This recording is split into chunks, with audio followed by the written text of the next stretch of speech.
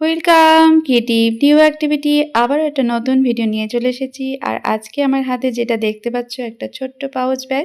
এটাতে pencil box বা pen বক্সও বলতে পারো। তো এই ধরনের পাউচ আমরা বাচ্চাদের দিয়ে থাকি। তো এগুলো আমি বাড়িতে পড়ে থাকা জিনিস দিয়ে তৈরি করে নিব। চলো দেখতে থাকো। তো এই দেখো বাড়িতে পড়েছিল একটা চেন, সাদা চেন আর এইরকম ট্রান্সপারেন্ট কাগজ। প্রত্যেকের বাড়িতে নিশ্চয়ই আসে। এটা লেগিংস কেনার সঙ্গে এসেছিলো। এছাড়া বেড কভারের সঙ্গেও এই ধরনের ট্রান্সপারেন্ট কাগজ পাওয়া যায়। তো এই চেনটাকে আমি প্রথমে এরকম যে খুলে নিচ্ছি। তো এটা বাড়িতে একটা জামা ছিল, সেটা নষ্ট হয়ে গেছিলো বলে আমি চেনটা খুলে রেখেছিলাম। তো এভাবে আমি কালেক্ট করে রেখে দিই কোনো জিনিস যেগুলো পরবর্তীতে কাজে লাগানো যায়। তো এই চেনটা খুবই ভালো ছিল। আর এই যে ট্রান্সপারেন্ট কাগজটা দেখছো, এই ধরনের প্যাকেট খুব মজবুত হয়। এগুলোকে একদম ফেলে দিবে না, এগুলো বিভিন্ন রকম কাজে লাগবে। তো এই যে পাউচটা তৈরি করব, এতে এই কাগজটাই ব্যবহার করব, ট্রান্সপারেন্ট যে কাগজটা। তো এটা প্রথমে সুন্দর করে সাইজ করে কেটে নিব, কারণ এটা কেটে নেওয়ার পরে আমাকে এটা রেডি করতে হবে। তো তুমি এই ট্রান্সপারেন্ট কাগজটাকেও এরকম রেখেও পাউচ হিসেবে ব্যবহার করতে পারো, কিন্তু আমার যেহেতু চেন লাগাতে হবে সেজন্য আমি এখানে সুন্দর একটা আয়তাকারভাবে কেটে নিচ্ছি। তো এই তো আমার মোটামুটি যতটা মাপের লাগবে এটা এতটা হলেই হয়ে যাবে। তারপরে যে চেনটা আছে, যে চেনটা আমি একটা জামা থেকে খুলে নিলাম, সেটাকে এইভাবে উল্টো দিকে ধরে মানে সেলাই করে নিব। আর এটা সেলাই করার সময় আমি কিন্তু যেদিকে চেনটা রেখেছি সেই দিকটায় দেখো সেলাই করব। কারণ ওই পলিথিনটার উপরে যদি সেলাই করা হয়, যদি বাই চান্স ছিঁড়ে যায়, সেই জন্য আমি ওটাকে সরাসরি সেলাই করব না। তো এই দেখো উল্টো দিকে আমি একটা পাইপিনের মতো লাগিয়ে নিব। তো আমি এখানে সাদা পাইপিন ব্যবহার করছি, সাদা চেন, সাদা পাইপিন।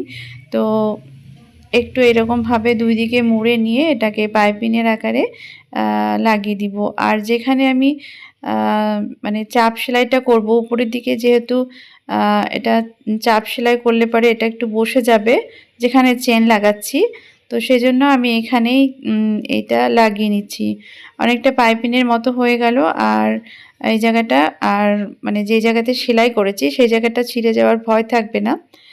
তো এই অন্য দিকটাও আমি একই রকমভাবে সেলাই করব। তো দেখো আগেই বলেছি যে আমি উপরে যে ছুঁচের পোর্শনটা সেটা কিন্তু আমি নিচে রেখেছি, ছুঁচটা যেন সরাসরি এই পলিথিনের মধ্যে যেন না লাগে। তো সেভাবে আমি সেলাই করার চেষ্টা করেছি। তো একদিকে সেলাই করে নেওয়ার পরে তারপরে আমি অন্যদিকে পাইপিং লাগাবো। তো এটাকে একটু উল্টো করে নিতে হবে, সোজা করে নিতে হবে। সোজা দিকে যেহেতু আমি পাইপিং লাগিয়েছি, তো সোজা করে নিয়েছি। তো এখানে আমি প্রথমে চেনটা খুলিনি, কিন্তু এটাতে অসুবিধা হচ্ছিল সোজা করতে। তো প্রথমে তো এভাবেই সোজা করেছি কোনো রকমে, কিন্তু শেষের দিকে কিন্তু আমাকে চেনটা খুলতেই হয়েছে, না হলে কিন্তু এই পাইপিংটা লাগানো খুব অসুবিধা হচ্ছিল। তো যখন প্রথমে তো চেনটাকে এইরকমভাবে খুলে নিয়ে চেষ্টা করছিলাম যতটা সম্ভব পাইপিং লাগানোর, কিন্তু শেষ পর্যন্ত আমাকে খুলতেই হয়েছে।